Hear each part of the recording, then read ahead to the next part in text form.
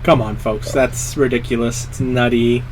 I mean, we're not going to talk about pace, but just he's having a phenomenal season, and it's going to get better. Defensive rookie of the year.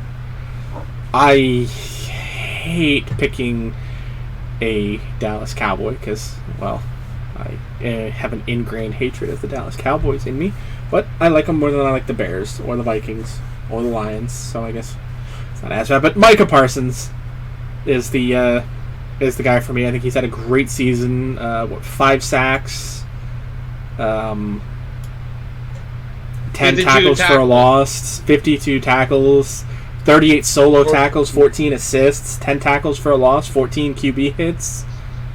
I mean, come on now. See, this is what I'm talking about. This is unbelievable. I can't. I need a computer. I know, I need a computer so I can just pull up the stats and not have them written down for no apparent reason, so Johnny can just pull them up and then I just wrote shit down. Look at it this way, Zach. You're working on your penmanship. No, it's terrible. Do you want to see it? You're not going to be able to read nothing. Well, Micah Parsons, I think we're all in agreement here? Yeah.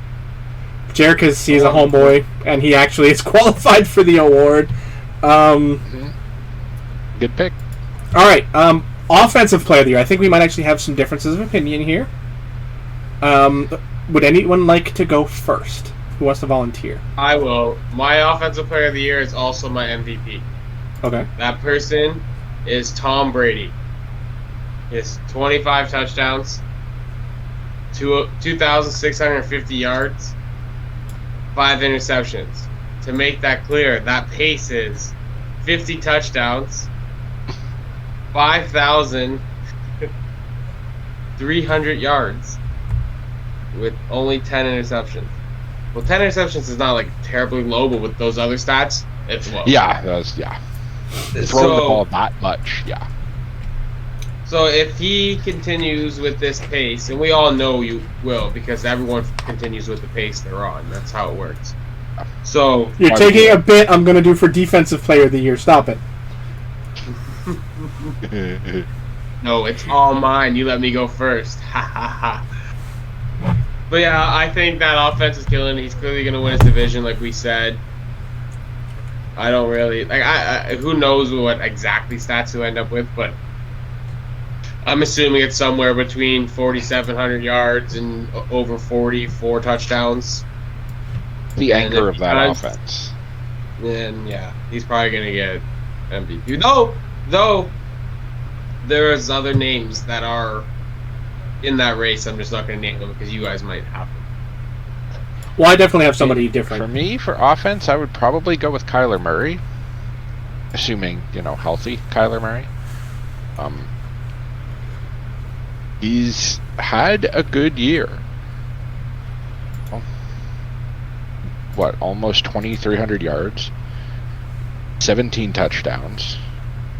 Oh, he's not afraid to air at the ball, and he's got guys around him that are good enough to accentuate what he does well.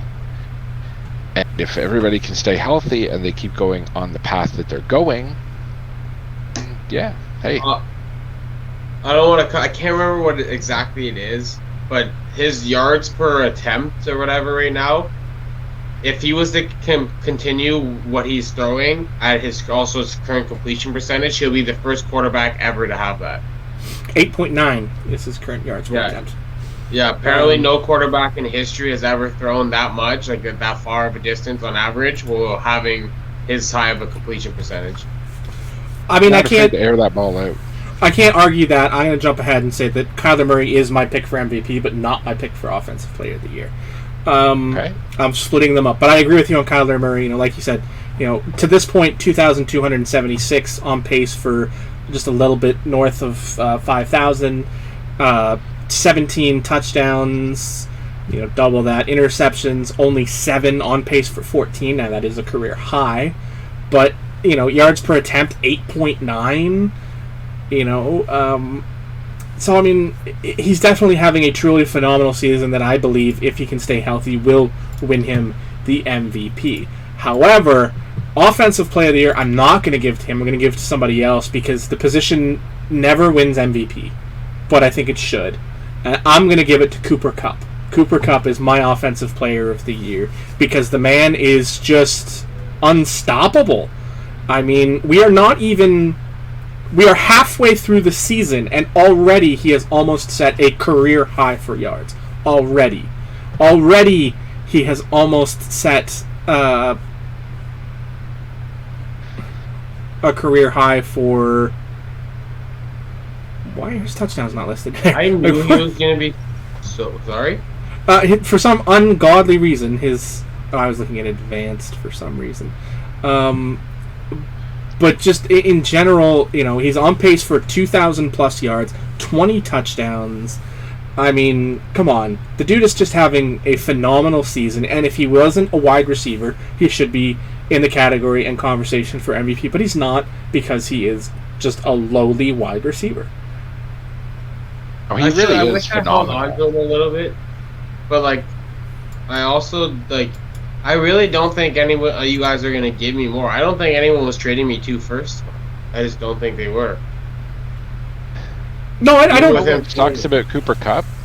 He's having a one. I don't think this is the sign of him becoming the greatest wide receiver of all time or anything. It's just one of those seasons that you look back on and go, God damn, he had a phenomenal season.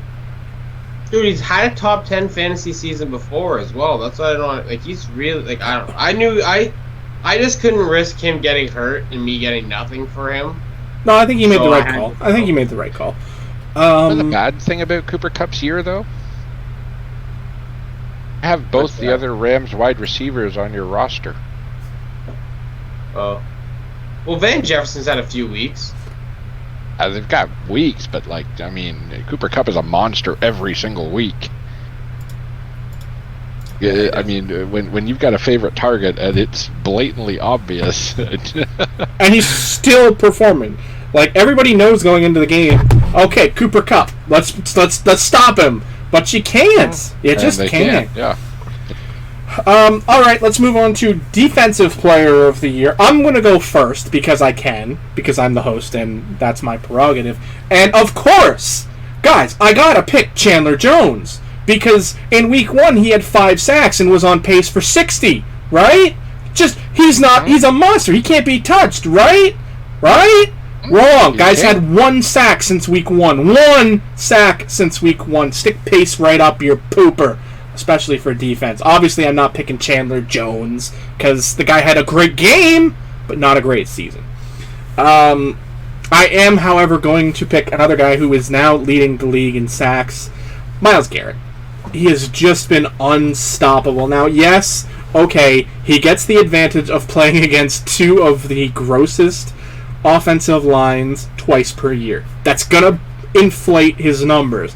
However, again, I'm not saying he's going to get it because it's not after 1 week. However, a half point of a season, you can be a bit more presumptive of your stats. The guy's averaging at least a sack per game.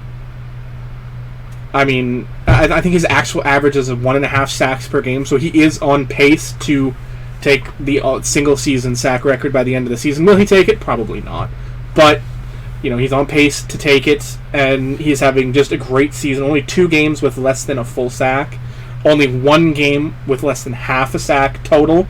So he is still having a great season on top of his other tackle numbers and quarterback hits and tackles for losses and all of those other categories that he is also just putting up great beastly numbers in. And unless he does something ridiculously stupid like whack a quarterback with his helmet, he is going to win Defensive Player of the Year in my humblest of opinions.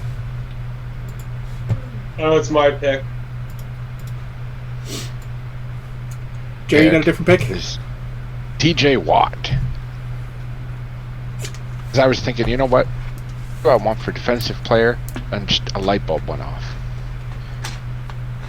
I mean, he's got 11.5 sacks through 7 games so far. He sacked Justin Fields 3 times. How many people can say they've done that? Well, a lot of people this year. But he's earning the hefty price tag that he was paid at the start of this year. Oh, now they're getting their money's worth. I'm curious. Jared, when that light bulb went off, was it by chance at 90 watt? Indeed. Did the joke go over Zach's head, or is he just not listening to us anymore? I don't even try to get your references anymore. If it's not like an immediate fucking click, I just... It was a light bulb joke, Zach. Yeah. 90 watt. He wears the number 90. He's busy watching, like, basketball or something. He doesn't even watch a real sport, like AEW Dynamite. I don't think that's a sport either, pal. TJ was my runner-up for this choice. It came very close, but it came down to which would I rather have more consistently tackles, or sacks or fumbles, and I think I'd rather the sacks just because, they're a bit more consistent. But a great choice there. Okay, MVPs. Has anybody not given theirs yet? I've gave mine. It was Kyler. Zach, yours was Brady. Jared, did you do yours? Mine is probably going to be Lamar Jackson. His performance against the Colts was absolutely phenomenal, and he carried that entire team on his back that fourth quarter, and it just blew my mind. And I think he is good enough to carry that team through the playoffs, and he's the guy. Yeah. I mean, Lamar Jackson for the win. It's a dark horse pick, but it's not an impossible pick. So, all right, that's going to do it. Doesn't a left tackle win MVP? Writing stats again. What? Never doing it again. Never taking notes. I'm just winging it. I love Going your back to stats. my old ways. Your stats were good. Good at it. Yeah. What do you mean? You said all my stats. So obviously they were good stats. Like, there's no point in me doing this. We literally we postponed the podcast for no reason. In my defense, goddamn stats. I didn't tell you to pull stats. I just told you to pull your answers. So I mean, whatever. But I know I wanted to bring something extra to the table. I get that, pal. I do, and you did a good job of it. You did a great job of it. You absolutely did. You brought some A1 opinions this week, some thinly veiled insults that I approve I always of. have an A1 opinion. I just never bring stats. Yeah, give me those steak opinions. You don't need to bring the steak sauce when you bring the steak.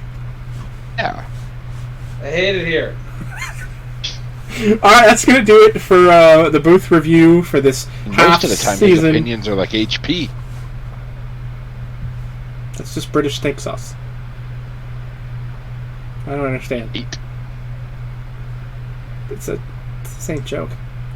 Put another Well, it's shrimp British. on the barbie. Well, that's Australian. And they don't say shrimp, they say prawns. So you're going to make a joke, it's prawn. That's whatever. Okay, that's going to do it for the booth review for this half season point. Obviously, we'll do more at the end of the season when we actually get to predict. Not we can't really predict it at that point, but we'll see how close we were as far as our division winners and awards when we get to that time of the season. No 2-minute drill this week because the booth review was basically that.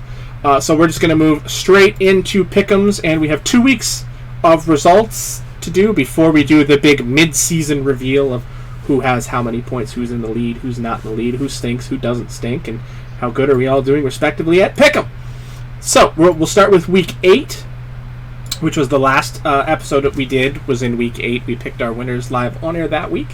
And we did... It's on tape delay. We did not so good, guys. I mean, I did okay. You guys stunk. And by that, I mean week high was 9. I got 9. Zach and Jerry, you guys tied with 6. 6. You picked 6 correct winners. You picked 6 correct winners in Week 8. You picked Buffalo and San Francisco for both of you. You both picked the Rams. You both picked Dallas. And you both picked Kansas City. Obviously, 2 games you picked differently. Zach, you were the only one to correctly guess Pittsburgh would beat Cleveland. And Jer, you picked Tennessee to beat Indianapolis. I had the best week. I had the best week with 9 points. I also picked Buffalo, San Francisco with all of you guys. I picked the Rams, Dallas, and KC with all of you guys. But then I kind of stood alone on a lot of other picks.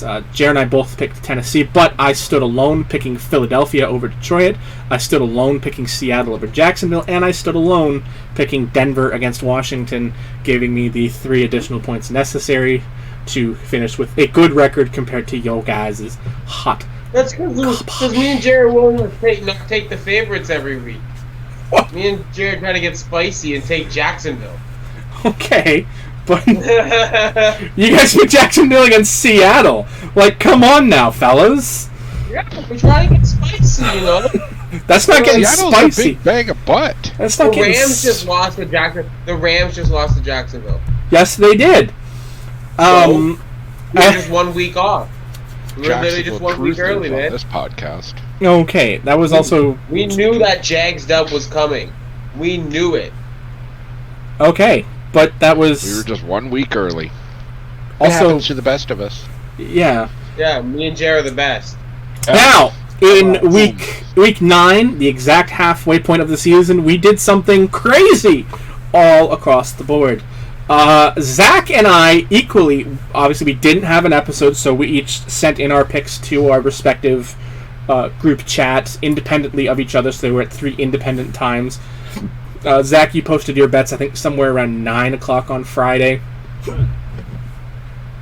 I posted my picks like 3 o'clock in the morning on Sunday. And Jared, I think you sent yours in at something like 7 o'clock in the morning on Sunday. So all well ahead of opening kickoff of the first game.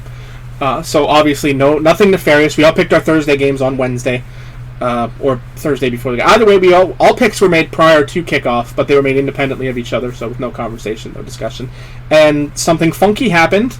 Zach and I had an identical scoreboard at the for this past week. Jer did not. He stood on his own for 1 game for 2 games that he picked differently than Zach and I. And gentlemen, at the end of week 9, we did something we have never done before. A 3-way tie. Wait, we're all caught up? No. This is strictly for last week. Everybody got 7 points. Everybody got 7 points. Everybody picked Indianapolis, Baltimore, the Chargers, the Chiefs, the Cardinals, and the Steelers. Zach and I picked Miami. Jared picked Houston. And then Zach and I picked the Rams. Bunch of points. And Jared picked Tennessee. So there's the 2 games which were different. Miami, Houston, and Tennessee, Rams, giving us all equal 7 points across the board. Now, gentlemen, the first half of the season is done. We have our points. Nobody has scored... 136 points were available. 136. That is the total of every game played over the first half of the season. 136 games so far. Nobody has scored less than 80. So hey, at least we're above half. We're doing good. We're actually not doing as bad as we thought. In third place, with 81 correct guesses, is Jer. Oh, Jer's last? Jer's in last with 81 correct guesses. This is rigged. In second place, with 82 correct guesses, oh, give me a break, is Zach. And in first place, with 86 correct guesses, is this guy right here. That's right, I have 86 correct. Zach has 82. Jer has 81. That's the point. I thought I was doing terrible. Demand a recount. There was 1 week where Zach... I'm going to storm the headquarters. Zach's actually had a couple great weeks, you know. You're kind of a bang or bust picker, Bank Zach. account says otherwise. You either... My account's up on the year, thank you. Clearly. You either have great picks or you just pick ridiculously weird and it's like, huh? But you balance out on spec and 1 point up on Jer heading through the first half of the season. So, of course, it's now time for the back half. It's time for our picks for Week 10. Chicago, Cincinnati, New York Giants, and Houston Texans all have buys this week.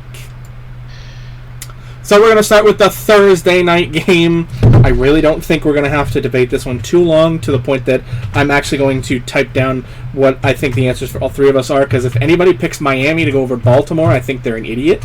And here's 5 reasons why Miami is going to win beat Baltimore. Okay, first off, the quarterback play. I think Tua Tagovailoa is a never mind. I feel bad for Tua. Oh, me too. Absolutely. Not just performance-wise, but seriously, how can nobody say his name correctly? Jer said it. It's Tua.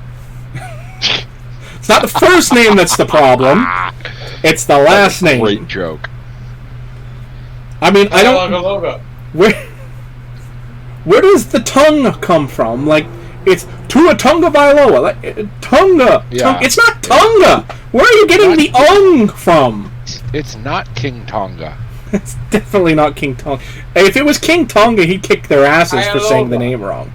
True. Tua Tagovailoa. If you can say Giannis's name correctly, you can say Tua's name correctly. Yeah, exactly. Who? Giannis Antetokounmpo. Exactly. If you can say that name correctly, you can. He's some UFC guy. That's. He's got a nickname like some UFC guy. Yeah. I didn't know his name was Tua Antetokounmpo. Those are some Jared level jokes, buddy. You're. I know we're getting towards the end of the show. Just relax. It's almost midnight. All right. Atlanta versus Dallas. For me, I'm gonna take Dallas. I don't think there's a whole lot. Atlanta just is poo-poo. Zach? Sorry, who? Sorry? Atlanta Dallas. Yeah, Dallas.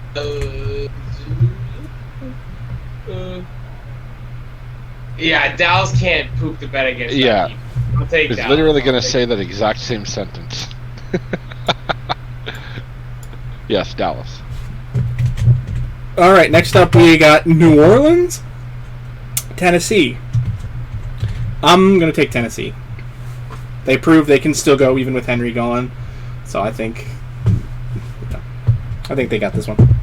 I'm going to go Saints. Okay. Jer? All right. I have the Titans. All right, next up we got fresh off of an upset. The Jacksonville Jaguars playing against the Indianapolis Colts. And I'm going to pick Indianapolis because Jacksonville has reached their win allotment for the season. I think... Yeah... I think the Colts will win. I don't think Jonathan Taylor Thomas is going to slow down for anyone on that Jacksonville defense. Zach? Yeah, I got the Colts. I think Jacksonville got lucky and the Bills' run game was terrible.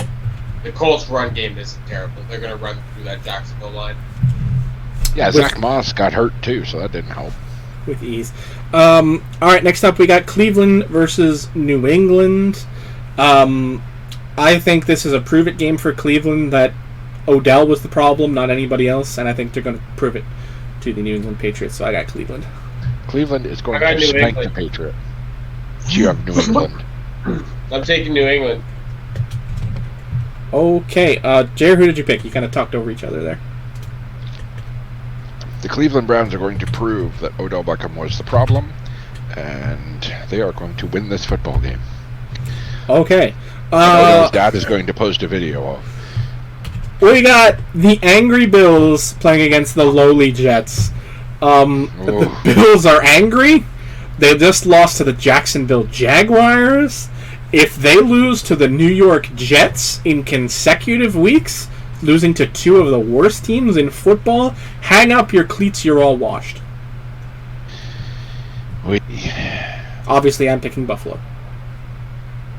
I'm taking the Bills. I think the Jets might have a bit of an offense, but not enough.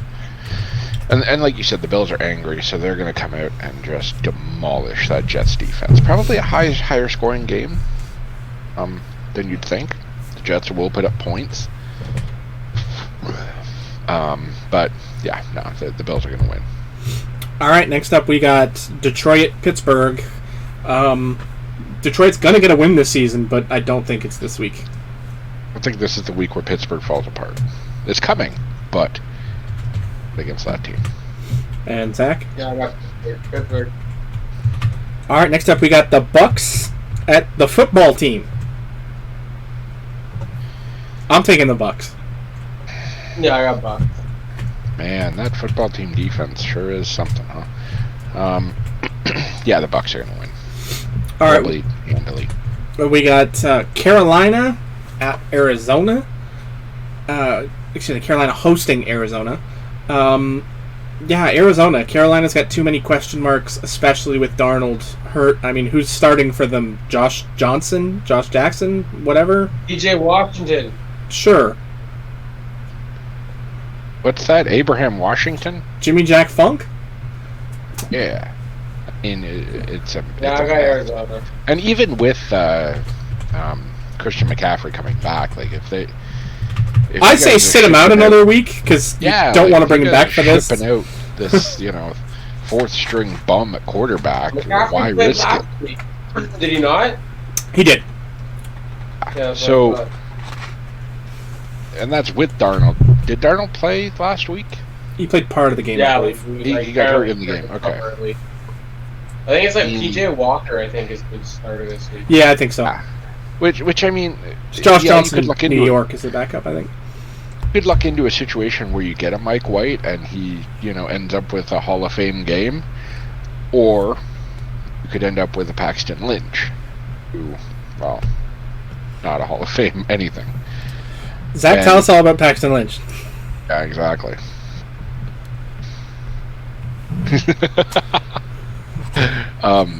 But yeah, Carolina's not winning this football game. Philip Walker is scheduled to start for the Carolina Panthers. Yeah, I think it's PJ. I think he goes by PJ, but he's a Philip. Oh no! Me and him go way back. I call him Peach. Really? I call him Aldo. I call him peanut butter and jelly. You didn't get the joke. That's okay. Jared did. I did. That was my audience for that joke. Any other people who got that reference? You're amazing. I love you. All right. I'm gonna find new fucking members. Minnesota, Los Angeles Chargers. Yeah, Chargers. The Vikings are they're the Vikings. They're can't finish a football game. They're a 500 team. I'm taking Minnesota. Chargers run D is terrible. Okay. I think I like Minnesota. Feel like a good underdog pick. Until Dalvin Cook doesn't get to play, and it's Austin Madison, and then it doesn't matter. Madison puts up 2. Alexander, not Austin. Get it right. What's wrong with you? I don't care. I don't have an encyclopedic. Name's wrong, Johnny. What's wrong with you? I don't have an Dan encyclopedic. Bradford handing off the ball to Austin Madison. Okay. Philadelphia Eagles, Denver Broncos. I'm gonna have to give it to the Denver Broncos. I could easily see the Eagles putting up like 21 points in this game. It probably won't be enough to win. So, the Broncos are going to win. Zach, do you pick your Broncos or do you not pick your Broncos? Fans cleared too, so it'll help. Sorry, I'll take the Broncos. I got a random message and it consumed my attention. Sorry. Really? Broncos. We're on the air and you're getting booty calls? No, it's not. Tinder can wait, damn it. It's not something I can talk about on the air, so I'm not going to. It's a booty call. Yeah. We know it. It is. All right, Seattle, Green Bay. I honestly don't know because I don't know who's going to be quarterbacking this game. I mean, But Jordan Love's family will be in the upper deck. Jesus Christ. They did them dirty in Kansas City. I don't know what happened, but they did them dirty. I heard it was reported yesterday they're still making their way down to the concourse. I would not be surprised. They were in literally the highest seats in the building. Like, what? How does that happen? Like, Yep. good lord, like, what? He's gonna be the starter next year. Oh my goodness. I'm gonna chase him out of town if he does. You can't even get my mother a good seat. I bet Aaron Rodgers' parents never sat there, even when they were talking to him. If Rodgers, if Rodgers is cleared on Saturday, I think Green Bay wins. But if he's not cleared, Seattle wins. But I can't. Would you let me finish? I'm saying I can't waffle like that, so I got to pick, and I've got to hope/pray that Rodgers is cleared. Otherwise, our hopes at getting a bye in the playoffs are they're done. They're over if we don't win this week. Making the playoffs. Hey, we're still going to win the division. Even if Jordan Love plays every game for the rest of the season, we'll still win. Kansas City had trouble with him. Russ is back this week, no? Who? So Wilson. Russ. Yes. Yeah. He started practice today. Assuming he doesn't get hurt like on the first drive and ruin his surgically repaired finger. Running for his life again. I'm taking Green Bay. I think Seattle's got a shot here. I think Seattle will win. And Zach?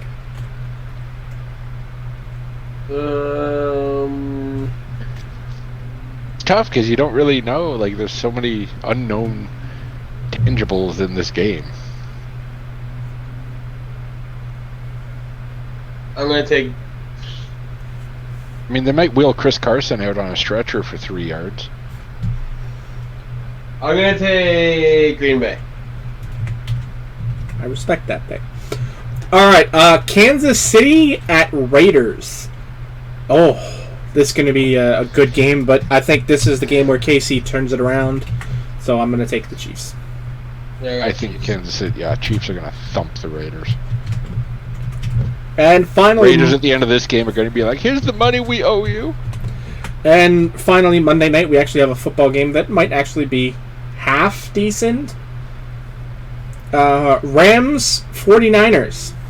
Again, I'm going to take the Rams. I think they're going to take the division, and they are going to start this week by waffle stomping the 49ers. I agree 100%. Yeah, Rams. All right, folks, there you go. There are our picks for Week 10, starting the back half of the season. Let's see if Jer and or Zach can chase me down, or if I'm going to just carry on and pick up the Season 1 Inside Handoff Pickem Championship. Guys, as always, this has been a great show. I've enjoyed it a great deal. Short, too, actually. We're under 2 hours. Can you believe it? It's our first. Yeah. Well, it's not. We didn't even get into any of the, behind-the-scenes news. Well, I mean... Be here till 3 in the morning. Yeah, we kind of made the educated decision to not discuss some of the issues that you probably expected us to talk about because of the fact that there are too many legal question marks and ethical question marks. Adam Schefter being a cuck. I think that falls under ethical question marks. As far as, those sort of things that have happened in the last few weeks. There have been a lot of things that we have chosen not to discuss for a multitude of reasons. So, yeah, we're trying to avoid rabbit holes for a few episodes anyway. We almost tripped on a couple in this one, but we didn't. We skipped over them with nary anything more than a sprained ankle. Guys, it's been a great episode. Jared, tell them where they can find us. You can find us on Twitter at HandoffInside, I think. Yes. We'll double check that momentarily. That is correct. That is, at HandoffInside. You can be one of our 800 plus followers. So we have quite a following, and I post updates with whatever random news I come across, and the course, the links for the shows that come up, and we're on Spotify and YouTube and Facebook. We'll stand out. Yeah, we're on Facebook. We'll stand outside your house with a megaphone if you really want us to. We're gonna cover gas though. Yeah. Alright guys, this has been episode 11 of the Inside Handoff Football Podcast, the mid-season spectacular, or the mid-season spectacle. Depends on which side of the camp you are. Oh, Zach's got the pen toss in, so there it is, folks. We'll see you next week. Oh, look at that, a double pen toss. Damn it. Wait, am I going to have to... Oh, yeah. We can't see you, Johnny, so it doesn't matter. Well, you guys can't see it, but our audience can. Oh, and I dropped the pen on the second toss. That doesn't count. There we go. Catch on the third try. There you go, folks. We'll see you next week for another. For the Packers at that rate. You had to just. Welcome. It wasn't a catch. We'll see you next week, folks.